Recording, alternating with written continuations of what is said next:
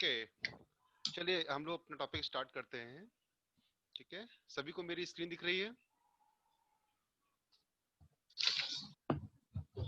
Yes sir. Okay, सो आज से देखिए हम लोग लास्ट लेक्चर में मैंने डिस्कस किया था कि जो भी हमारी फ्लूइड मैकेनिक्स है उसमें कौन कौन से एरिया आपकी जो यूनिट रहेंगी वो डिवाइडेड रहेंगी। मैंने अभी सिलेबस आपको नहीं भेजा हुआ है, बट आके मैं आपको इसका सिलेबस भी शेयर कर दूंगा। तो जो पहला आपका यूनिट है उसमें इंट्रोडक्टरी पार्ट है, राइट। तो अगर हम इंट्रोडक्टरी पार्ट्स को देखें एंड प्रॉपर्टीज ऑफ फ्लूइड को देखें तो हमको ये डिस्कस करना है आपसे। तो सबसे पहले समझते हैं कि फ्लूइड क्या होता है। जो बेसिकली हमारा जो फ्लूइड है उसको हम लोग जनरली हाइड्रोलिक्स भी कहते हैं। तो एक हाइड्रोलिक टर्म भी यूज किया गया है यहाँ पर। तो अगर हम हाइड्रोलिक्स को देखें तो उन्होंने ऊपर बताया हुआ है कि बेसिकली जो हमारा हाइड्रोलिक्स होता है दैट इज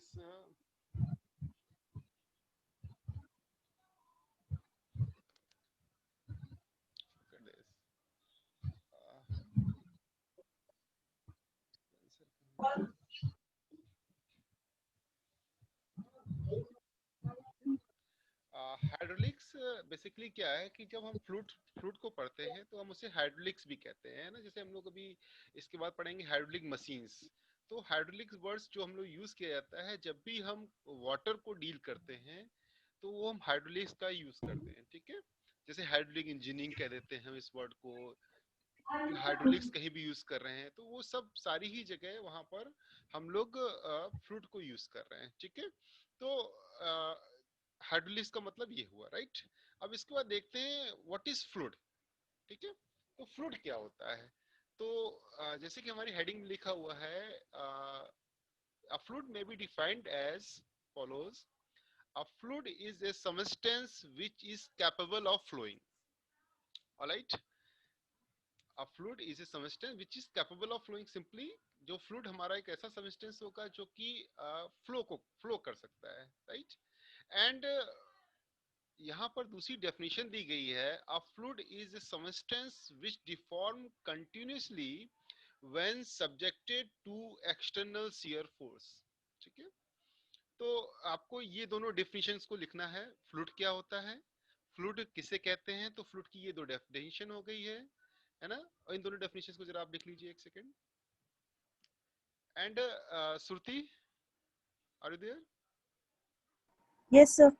अच्छा, देखिए आप लोग जब ये डेफिनेशंस को लिख लीजिएगा तो थोड़ा सा मुझे हल्का सा पॉइंट आउट कर लीजिएगा, सो दैट हम इस तरह आगे बढ़ते जाएंगे। मुझे पता नहीं चल पाएगा कि आपने ये डेफिनेशंस लिखी कि नहीं लिखी। ठीक है, तो आज मैं आपको रिस्पॉन्सिबिलिटी देता हूँ, आप मुझे जरा इस चीज को तुरंत बोल देंगे कि हाँ okay sir you can move forward. Okay sir कह देंगे, दैट्स इट। ठीक है, तो ये excuse me sir. Yes sir आपकी आवाज धीमे आ रही है, थोड़ा सा वॉल्यूम इंक्रीज करते हैं। श्योर। ओके, अब क्लियर, आवाज सही आ रही है? सर थोड़ा सा और बढ़ा दीजिए, वॉल्यूम धीमे है। अच्छा अच्छा, एक मिनट, जस्ट मैं देखता हूँ वॉल्यूम से इसमें प्रॉब्लम। तेज नहीं आ रही है आवाज। ये वॉल्यूम तो सुनने वाले हैं।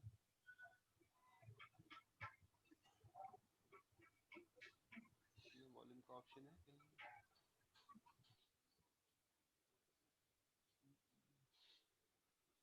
बाकी लोगों को मेरी आवाज सही आ रही है कि धीरे आ रही है? सर नॉर्मल आ रही है, मतलब सही आ रही है। सही आ रही है, अच्छा। Yes sir. बेटा आप एक काम करिए, हेडफोन का यूज करिए, भला हो सकता है कि आपके पास आपके फोन में आवाज धीरे जा रही हो। बाकी और लोग जरा रिस्पॉन्स करिए, एक दो लोग, बाकी लोगों के पास आवाज कैसी जा रही है? सर मेरे पास भी बहुत धीमी आ रही है। धीरे आ रही है? सर क्लियर है। Yes sir. क्लियर है आवाज? Yes sir. सर मेरे फोन में बहुत धीमी आ रही है, मुझे हैंड फ्री लगाना पड़ा। हैंड फ्री लगाना पड़ा, ओके। क्या प्रॉब्लम हो सकती है?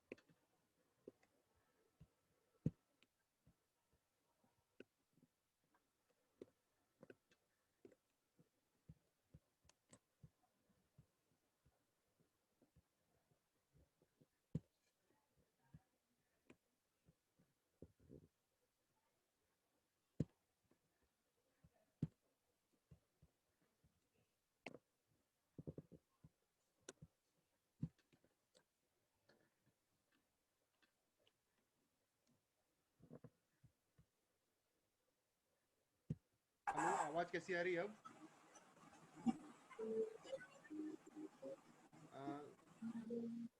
हेलो, आवाज कैसी आ रही, कोई एक बताएगा? यस सर, नॉर्मल आ रही है। नॉर्मल आ रही है? और बाकी लोग, एक दो यस लोग सर। रिस्पॉन्स करिए। Yes sir. नॉर्मल नॉर्मल है आवाज? Yes sir. ओके ओके, ठीक है। ये हो सकता है ये मेरे थोड़ा सा नेटवर्क की प्रॉब्लम हो सकती है, या मेरे थोड़ा सिस्टम में जो मेरा हेडफोन यूज कर रहा हूँ, हो सकता है इसमें थोड़ा सा दिक्कत हो। ठीक है, फिर भी अगर आपको ठीक लग रहा है तो ओके, हम इसको मूव करते हैं आगे। Okay, now look at this. मैंने फ्लूइड बताया था। Fluid is substance which is capable of flowing. और जो दूसरा मैंने बताया था, fluid is a substance which deform continuously when subjected to external shear force. तो जब भी हम देखते हैं कि फ्लूइड हमारा बेसिकली होता क्या है, कि फ्लूइड हमारा, जैसे हम लोग रिवर में देखते हैं, तो फ्लूइड हमारा फ्लो करता है, ठीक है। और जब फ्लूइड हमारा फ्लो करता है तो वो लेयर में फ्लो करता है, ठीक है। जैसे कि टॉप लेयर होगी, फिर उसके नीचे की लेयर, फिर उसके नीचे की लेयर, उसके नीचे की लेयर, ठीक है। तो अगर हम देखें कि जो टॉप लेयर होती है उसके जो मॉलिक्यूल्स होते हैं ज़्यादा फ्रीली मूव करते हैं, और जो बॉटम लेयर होती है उसकी मॉलिक्यूल्स ऑलमोस्ट रेस्ट पे होते हैं। क्यों ऐसा हो रहा है? क्योंकि उनके बीच में एक रेजिस्टेंस फोर्स काम कर रहा है। रेजिस्टेंस फोर्स किसकी वजह से क्रिएट हो रहा है?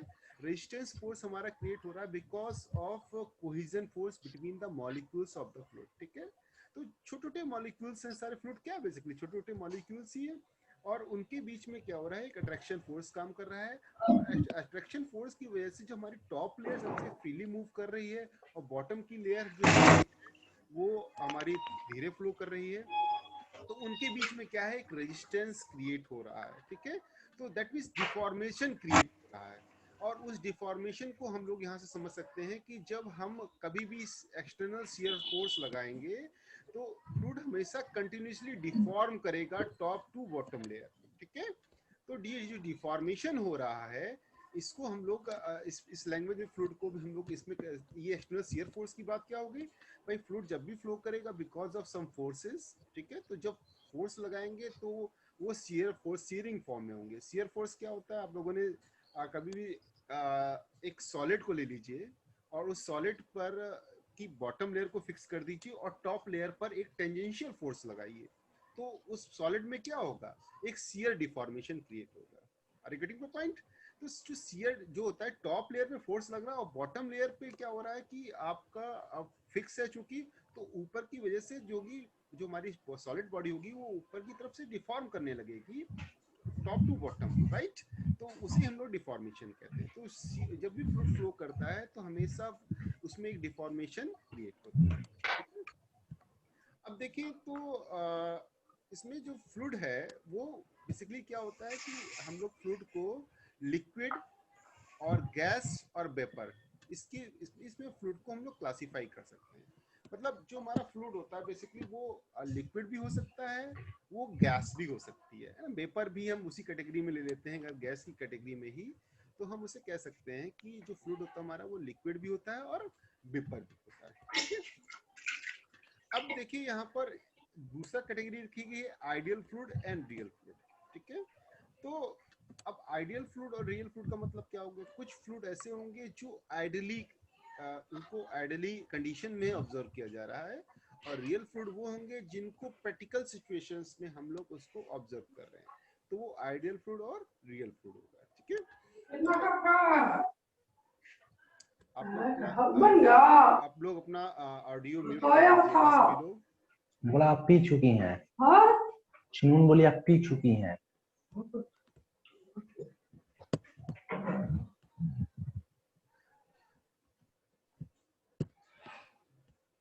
दो लोग और एंटर कर लेता हूँ, ओके, ठीक है।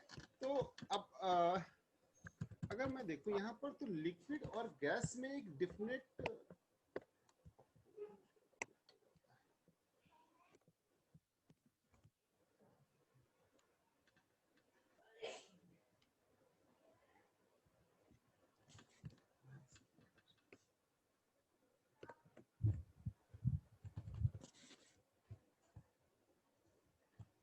ओके,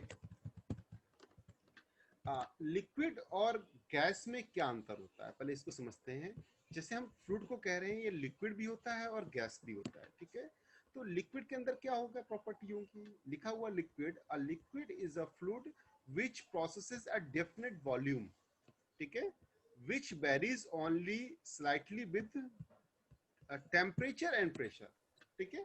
उसका अपना एक डेफिनेट वॉल्यूम होता है और वो वेरी कर सकता है जब भी हम टेम्परेचर को इंक्रीज करेंगे या प्रेशर को इंक्रीज करेंगे, ऑलराइट।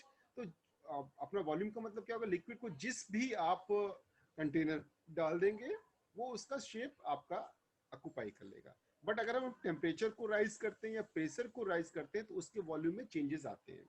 जैसे कि हम टेम्परेचर को बढ़ा देंगे तो लिक्विड के वॉल्यूम में क्या होगा, लिक्विड के जो मॉलिक्यूल्स होंगे वो क्या हो जाएंगे, लूज होने लगेंगे, और लूज होंगे तो क्या होगा, उनका वॉल्यूम क्या होगा, आपका चेंज हो जाएगा, ठीक है। जैसे हम प्रेशर को अगर हम अप्लाई कर दें तो प्रेशर को अप्लाई करने पर अगर लिक्विड जरा सा भी कंप्रेसिबल है तो वो कंप्रेस हो सकता है। किसी सिलेंडर में अगर हम उसको भर दें लिक्विड को और उसको अगर प्रेशर को अप्लाई करें और लिक्विड कंप्रेसिबल है तो वो कंप्रेस भी हो सकता है। But liquid is assume to be incompressible, liquid को कैसे हम लोग अज्यूम करते हैं, दैट इज इनकंप्रेसिबल, राइट।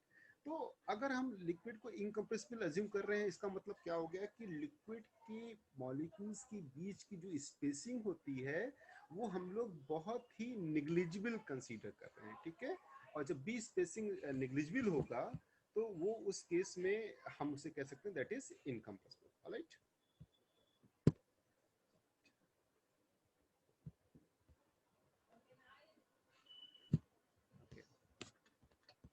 तो इसमें पहला पॉइंट था कि उसका एक डेफिनेट वॉल्यूम होना चाहिए, ठीक है, लिक्विड का। तो और दूसरा liquid having bulk elastic modulus when under compression and will stop store up energy in the same manner as solid, ठीक है।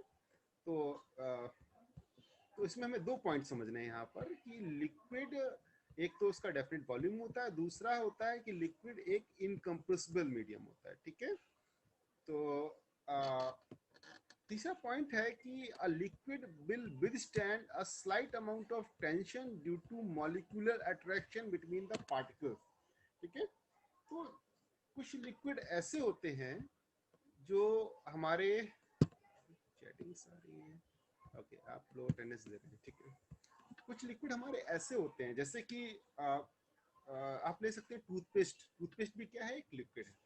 तो टूथपेस्ट अगर एक लिक्विड है तो अगर मैं उस टूथपेस्ट को अज्यूम करूं तो अगर मैं उसको किसी भी एक कहीं पर किसी सरफेस पर उस टूथपेस्ट को ले लूं और उसके ऊपर कोई भी एक स्टिक ले सकते हैं, उस स्टिक से अगर मैं उसके ऊपर से टूथपेस्ट को टच कराता हूं और अपनी तरफ से खींचता हूं, अपनी तरफ खींचता हूं, तो हम क्या महसूस करते हैं कि जो लिक्विड के बीच में क्या हो रहा है, slight amount of tension due to molecular attraction, ये बिहेवियर हमें वहां पर नजर आता है, ठीक है। तो tension, amount of tension due to molecular attraction ये नजर आता है हमें। उसकी वजह से हमें शियर रेजिस्टेंस क्रिएट हो रहा है बिटवीन टू लेयर्स। इसका रीजन क्या होता है, कॉज क्या होता है, शियर रेजिस्टेंस। अभी हम आगे चल के जब विस्कोसिटी पढ़ाएंगे, है ना, क्योंकि this phenomena is known as viscosity, इसे हम लोग विस्कोसिटी कहते हैं, ठीक है। तो विस्कोसिटी जो प्रॉपर्टी है वो आगे हम डिस्कस करेंगे और उस प्रॉपर्टी के तहत हम इस चीज को ऑब्जर्व कर सकते हैं कि अगर कुछ हायर विस्कस लिक्विड होगा, जैसे कि टूथपेस्ट है हमारा हायर विस्कस लिक्विड है, एंड हमारे जो भी वाटर है या ग्लिसरीन हो गया या ऑयल हो गया, केरोसिन ऑयल हो गया, ये सब में विस्कोसिटी में डिफरेंस है। जैसे कि मैं अगर आपसे कहूं कि हायर विस्कस लिक्विड कौन सा होगा, इट विल बी ऑब्वियसली, अगर ग्लिसरीन और हम टूथपेस्ट को देख रहे हैं ये हायर विस्कस कहलाएगा। जैसे कि ग्रीस यूज करते हैं हम लोग, वो हायर विस्कस कहलाएगा। एंड हमारे जो वाटर होगा, ऑयल होगा, वो हमारे लेस विस्कस लिक्विड कहलाएंगे, ठीक है।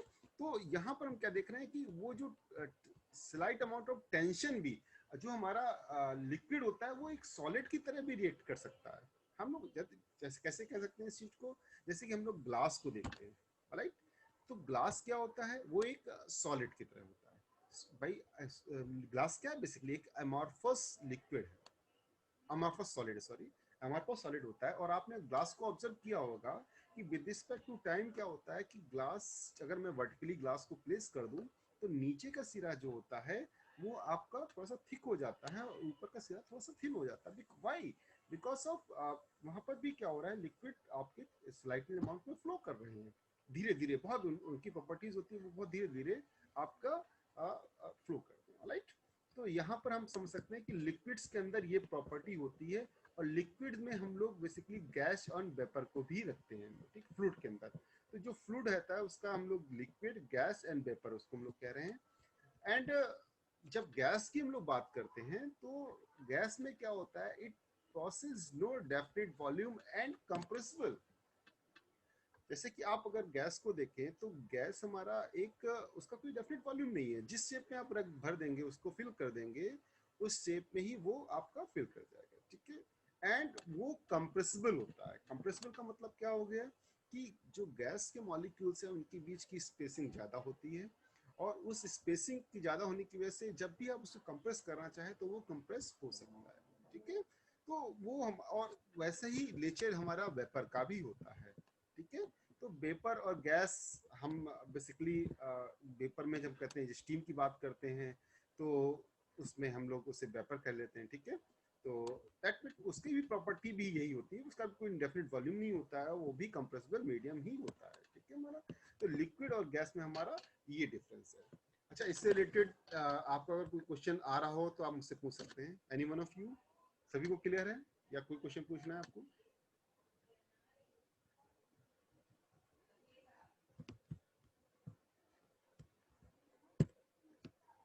Any one of you?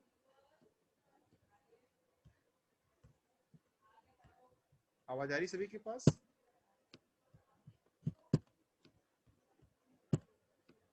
Yes sir, clear है। क्लियर है? अच्छा, यस सर। इसमें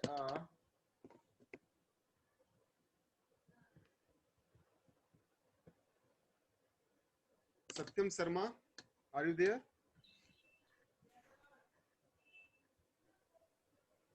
सत्यम शर्मा,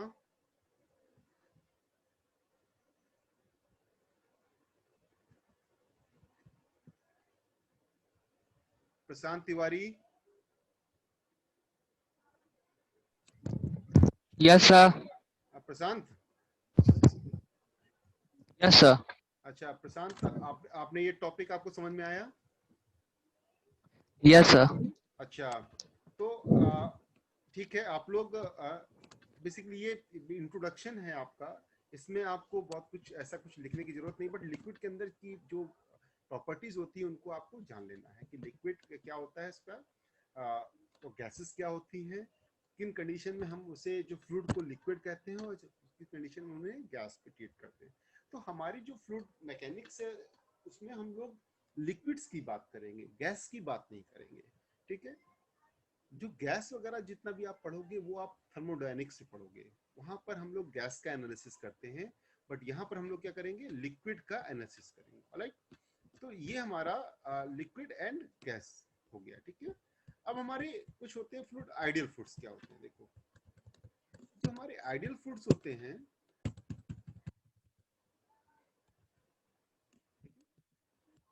तो जरा आप लोग हेडिंग डालिएगा आइडियल फ्लूइड, ऑलराइट। तो आइडियल फ्लूइड क्या होते हैं, लिखिएगा, an ideal fluid is one which has no viscosity and surface tension and is incompressible Saurabh Pathak, कुछ पूछना चाह रहे हैं आप? सौरभ पाठक, you want to ask something?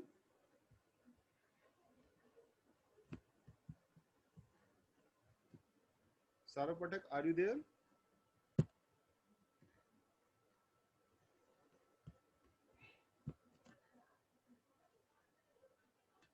आपको किसी को पूछना होगा, इन्होंने हैंड रेज किया था यहाँ पर, बट अभी कुछ पूछना चाह रहे हैं तो पूछ सकते हैं आप लोग कुछ भी, चलिए खैर कोई बात नहीं। यहाँ पर आइडियल फ्लूइड की कंडीशन में हम लिख देंगे कि fluid is one, an ideal fluid is one which has no viscosity and surface tension and incompressible, ठीक है। तो जनरली कुछ डेफिनेशंस कभी कभी एकेटीयू के एग्जाम में आपका पूछ लिया जाता है कि व्हाट इज आइडियल फ्लूइड, ठीक है। तो आइडियल फ्लूइड के केस में आपको ये प्रॉपर्टीज लिख देनी है। आप लोग लेट बहुत आते हैं, कुछ लोग देखिए अभी भी इंटर कर रहे हैं क्लासरूम में, that is very bad.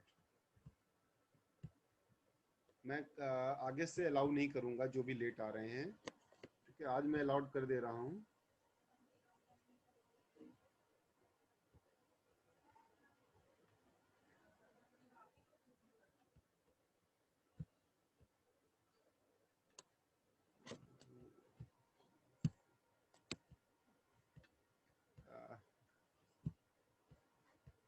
Okay, तो ये हमारे आइडियल फ्लूइड्स हो गए, ठीक है।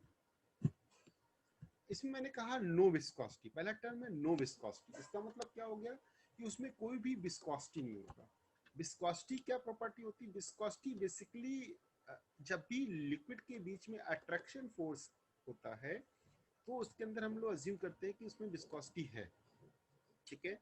अगर लिक्विड के बीच में कोई भी अट्रैक्शन फोर्स नहीं है तो वहां पर कोई भी शियर रेजिस्टेंस प्रेजेंट नहीं होगा, ठीक है।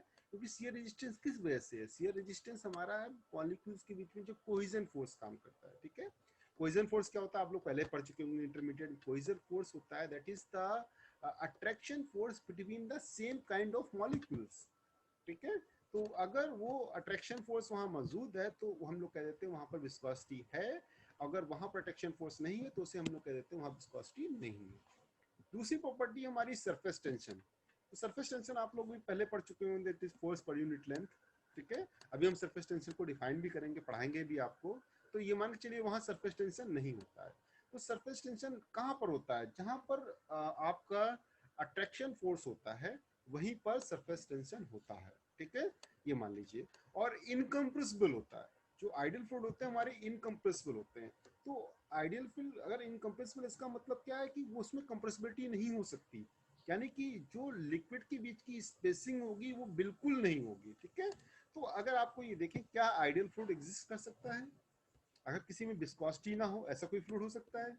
कोई ऐसा फ्लूइड हो सकता है इसमें सरफेस टेंशन ना हो? इसका मतलब है आइडियल फ्लूइड क्या है? एक कंडीशन है जहां पर अगर किसी लिक्विड में आपका अगर विस्कोसिटी जीरो हो जा रही है, सरफेस टेंशन जीरो हो जा रहा है और फ्लूइड इनकम्प्रेसिबल है, तो हम लोग उसे कहेंगे दैट इज वो वहां पर आइडियल फ्लूइड है, ठीक है। लिखा हुआ है in true sense no such fluid exist in nature, ठीक है। However, fluid which have low viscosity such as water and air can be treated as ideal fluid in certain condition, but ये एक assumption है आपका, ठीक है। तो क्या है बेसिकली हम ये assumption क्यों करते हैं? ये assumption हम लोग इसलिए कर रहे हैं कि it helps in simplifying the mathematical analysis। हम अगर आइडियल फ्लूइड ले लेते हैं तो आगे चल के हमारे मैथमेटिकल एनालिसिस होते हैं वो हमारे थोड़े से कम हो जाते हैं, ठीक है। तो इसलिए हम उनको हम उसको कंसीडर कर लेते हैं आइडियल फ्लूइड को, ठीक है। ये अभी भी कुछ लोग आ रहे हैं, that is not acceptable next time, ठीक है। ये सचिन दुबे, सचिन दुबे,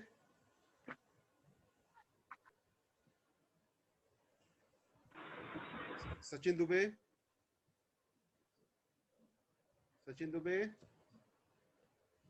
प्रियांशु यादव, सचिन दुबे है यहाँ पर? ये अभी इन्होंने मीटिंग ज्वाइन किया है। सचिन दुबे अपना माइक्रोफोन ऑन करिए।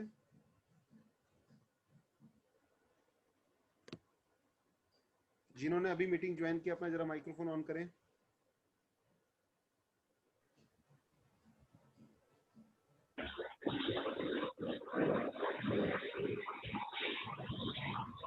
आपने अभी मीटिंग ज्वाइन किया है? जिशान, मैं आपसे पूछ रहा हूँ। Yes why are you so late? Sir online नहीं थे तो इसलिए मालूम नहीं था। आपको मालूम नहीं था? आप ग्रुप में है कि नहीं है? सर ग्रुप पे है लेकिन सर ऑनलाइन सुबह जल्दी नहीं आते ना तो इसलिए मालूम नहीं था। ओके ओके, नेक्स्ट टाइम ये मैं इस तरह अलाउ नहीं करूंगा, आपकी अटेंडेंस नहीं मिल पाएगी, ठीक है। You have to come on time, right? Yes, अभी sir. आप ये मान के चलिए आपकी नॉर्मल क्लासेस ही चल रही हैं, आपको टाइमली आना है, क्लासरूम में भी टाइमली आना है, और हम उन्हीं को एक्सेप्ट करेंगे जो जैसे क्लासरूम में हम लोग 5 मिनट का देते हैं टाइम, ठीक है, ओके, 5 मिनट आप किसी वजह से लेट हो सकते हैं, अदरवाइज कोई टेक्निकल प्रॉब्लम हो सकती है, वो एक अलग केस है, बट आप आते हैं और लेट ज्वाइन करते हैं तो कोई मतलब नहीं रह जाता। ओके, तो नेक्स्ट टाइम आप लोग इस चीज Yes, sir. ध्यान रखेंगे कि हाँ आपको टाइम क्लास है, ठीक है। ओके, नाउ अनम्यूट कर दीजिए अपने आप को। तो हम लोगों ने अभी देखा आइडियल फ्लूइड क्या होता है, ठीक है। तो आइडियल फ्लूइड में डेफिनेशन में आप लोगों ने लिख लिया। प्रियांशी बताइए।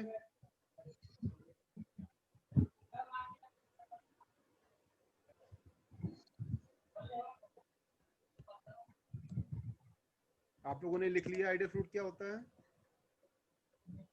यस सर, लिख लिया हम लोगों ने। हाँ, सिर्फ ये डेफिनेशन लिखनी है ऊपर वाली, yes no sir. Viscosity, Yes, sir. Suspension and compressibility zero, ठीक है। अच्छा, रियल फ्लूइड क्या होंगे? रियल फ्लूइड होंगे वो फ्लूइड होंगे जिनके अंदर ये प्रॉपर्टीज सारी पाई जाती हैं। तो अगला डेफिनेशन लिख लेना, what is real fluid? Which has viscosity, surface tension and compressible in nature. यहाँ पर इनकंप्रेसिबल लिखा हुआ, वहां पर क्या लिखना है हम लोग? Compressible in nature. तो इस डेफिनेशन को भी लिख लेना है, that is compressible in nature, okay. तो ये हमारे आइडियल फ्लूइड्स, रियल फ्लूइड्स हो जाएंगे।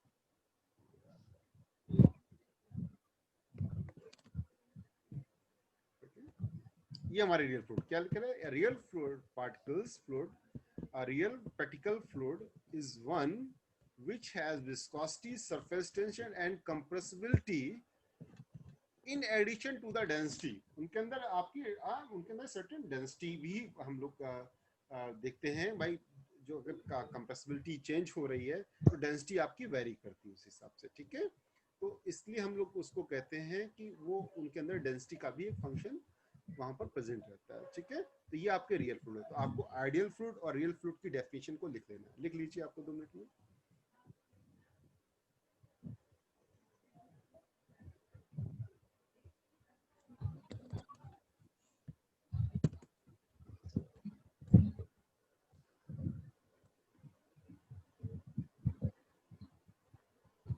ओके,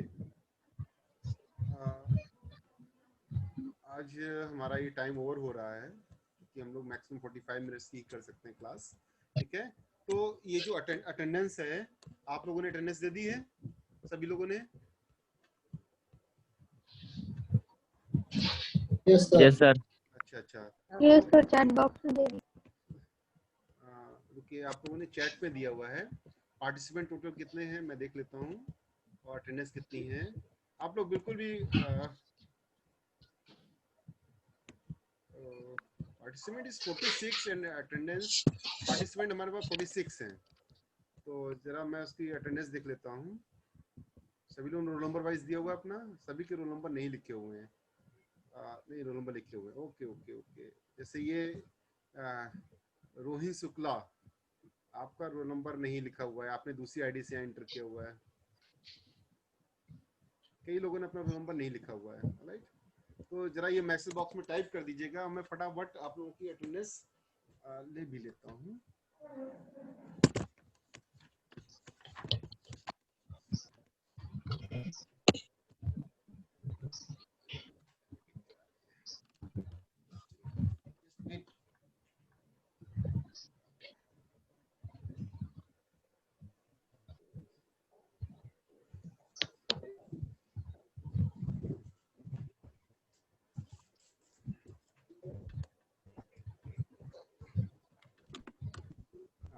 तो आप लोगों का रोल नंबर कितने से स्टार्ट होता है इस ग्रुप में, जरा मुझे बताइएगा।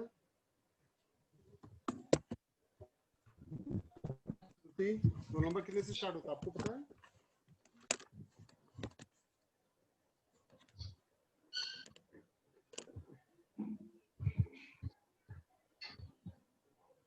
श्रुति बेटा, आपको पता है रोल नंबर कितने से स्टार्ट होता है यहाँ पर? Sir, 57. 57 से, ओके। आपने सभी लोग अपने हेडफोन, मैं जिसका रोल नंबर बोलते जा रहा हूँ हेडफोन ऑन कर लेगा, ठीक है। 57 present Sir. Yes, sir. 58 50 59, Yes, sir. Present, sir. 60,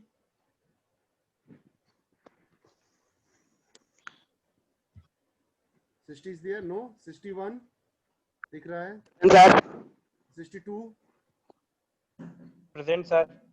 63, Yes, sir. 64, Present, sir.